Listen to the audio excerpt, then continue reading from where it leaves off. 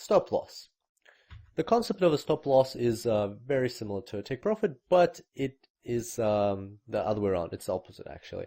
So this is our market movement. We enter into a buy order, and we can embed a stop loss with our buy order. So it's an additional order in the Forex market, but it is linked to our buy order. So basically what it means is if the price was ever to go and reach this red level or go below it, then the buy order has to be automatically closed.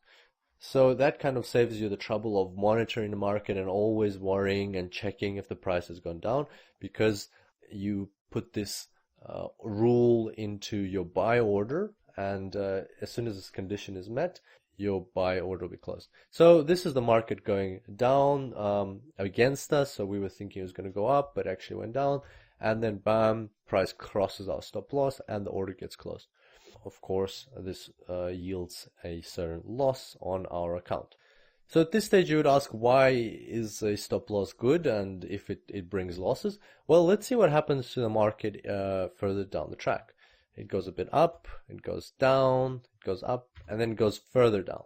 So as you can see, there could have been potentially a much higher loss. Say this one, or even this one. So, or even more than that. And so it's better to control your losses and exit according to your trading strategy, and exit on time rather than overweight and bear a very high loss. So smaller losses are much better than bigger losses, and that's where your stop loss comes into play. It helps you exit the market, because what we're doing in trading is we won't always win in all of our trades. There will be losses. Inevitably, there will be losses on the account. And it's all about managing those losses, managing those risks, and getting out of the market on time. And that's where your stop loss will help you control the losses on your account. It's a very important feature, and I highly recommend to always set a stop loss for any of your orders. Let's look at a stop loss for a sell order. So a sell order, we're anticipating a downward movement in the market. We can set a stop loss which has to be above the entry price, and that's because when we anticipate a downward movement, we will only lose if there's an upward movement. So let's see what happens in the market. The price goes a bit against us and goes kind of in our favor, but then it crosses our stop loss, and unfortunately there's a small loss on the account. Let's see what happened to the price going forward. Went up, went even further up. So if not for our stop loss, we could have closed the order there, or we could have even closed it there, and that would have been a much greater loss on the account. So as you can see, stop losses, even though they bring losses to the account, but they are very useful and very helpful in controlling your risks and managing any potential losses on the account.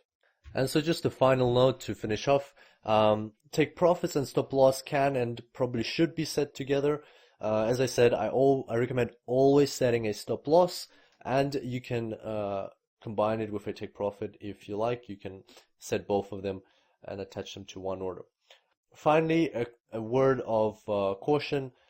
Sometimes when the market volatility is very high, for example, during in market news, your broker may not be able to execute your stop loss. It is a very rare condition, but sometimes happens when there's just basically no price, no takers at your stop loss level or take profit level.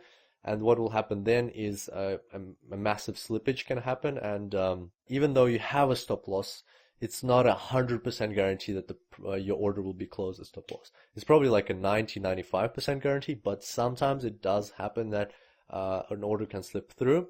That's an inherent risk of the Forex market. You have to be aware of that, and that's why I highly recommend having a look at my tutorials on fundamental trading and seeing how to kind of understand when there's market movements, so you avoid trading at those times. That's what I personally do. I kind of stay out of the market when I know there's going to be massive movements.